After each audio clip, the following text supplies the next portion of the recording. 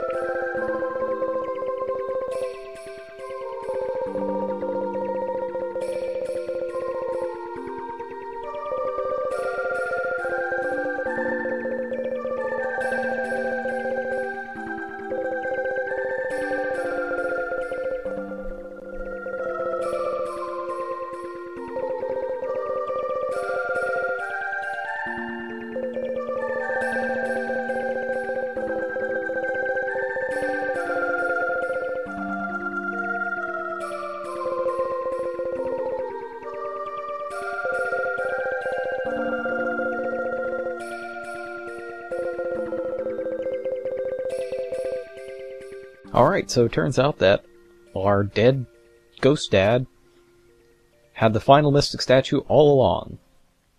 And with it, we'll be able to gain the ultimate power, the Firebird, that'll let us take on the final boss. But first...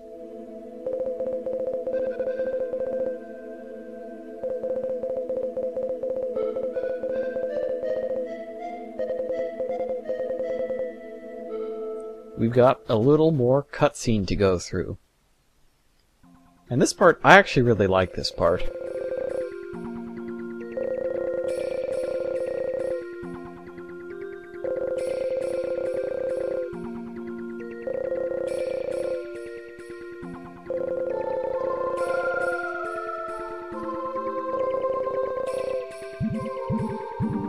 And when we do, what we see is the souls of all of our friends and family from the journey that didn't quite make it.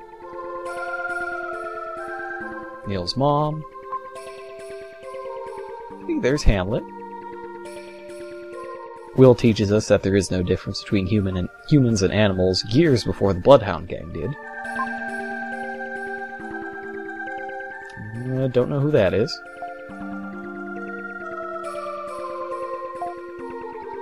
Still color-coded for our convenience. Nice to see you, Seth.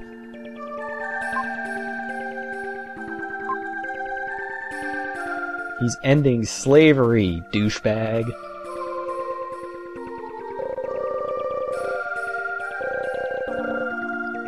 I thought that was a nice little touch, being able to talk to everybody again. And then they all come to me, and that gives us some power. And then some weird stuff happens.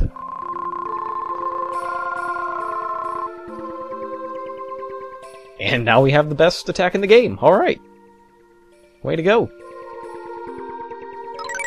So Will and Kara, with the power of the Mystic Statues, fuse together and form Shadow with the Firebird ability.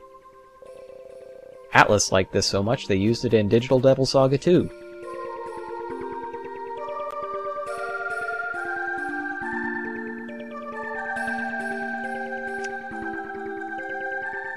And speaking of angry rocks in the sky with a face that want to kill us, Nintendo liked that so much they made Majora's Mask.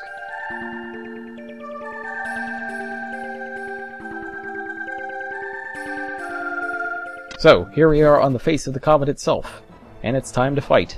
First, we have to kill the angry face. The angry face is only vulnerable while its mouth is open. But while its mouth is open, it's also spitting at us and raining down destruction. The Rain of Destruction, that sounds familiar. Almost like a Lavos' attack in Chrono Trigger. Anyways, this boss is incredibly easy. So enjoy the music.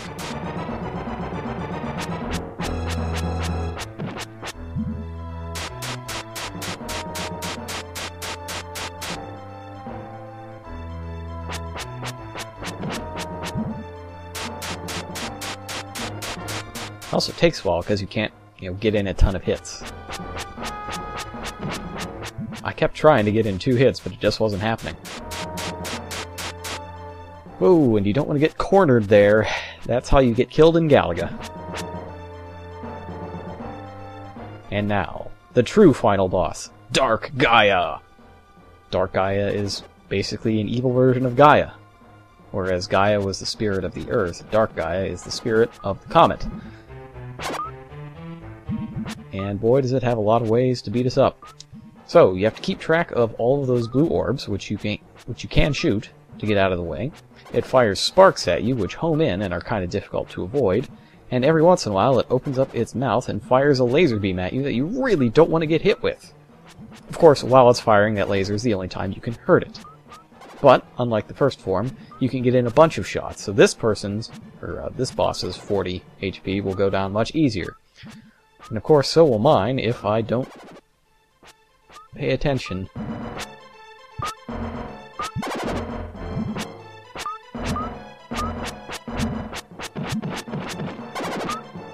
One more cycle should do it, but as the fight goes on, the lower health Dark Gaia is out, the longer it'll take for her to open up her mouth again.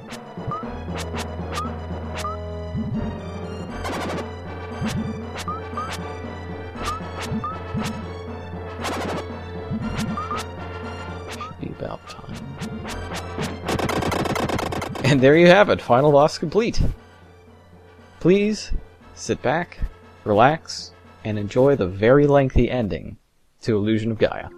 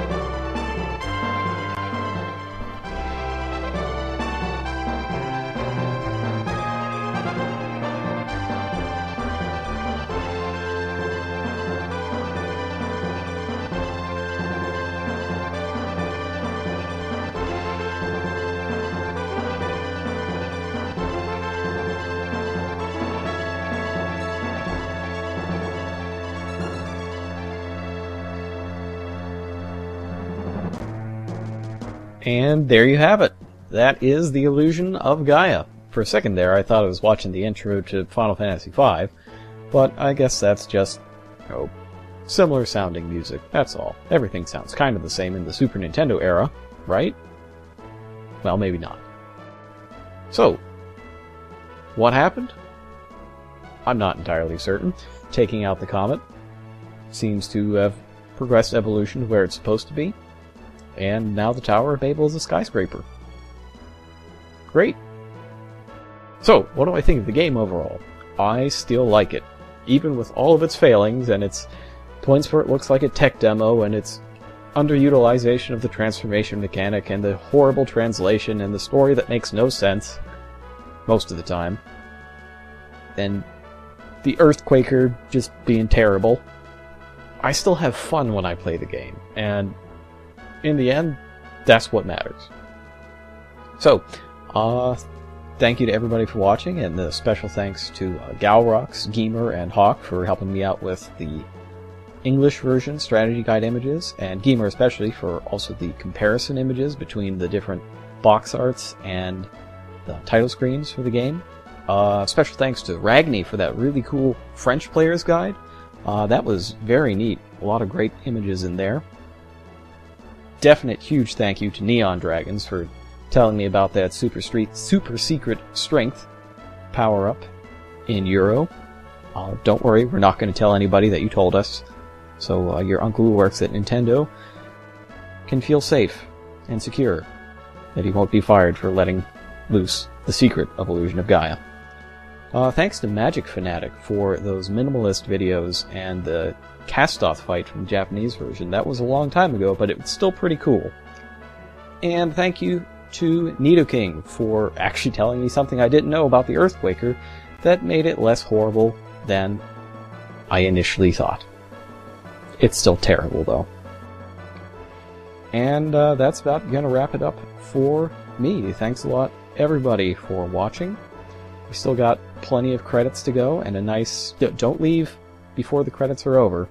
And that goes for the Avengers and any other Marvel movie as much as it does for this LP, because there's a scene at the end that you don't want to miss. And I'm out. This is King F and Frost, and I hope you enjoyed watching.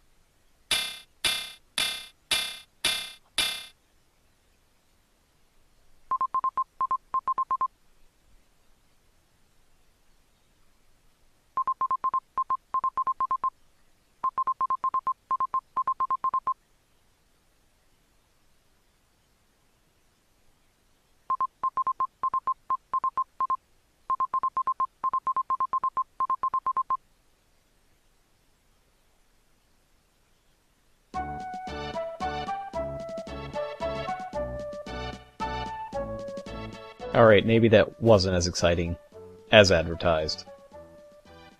But hey,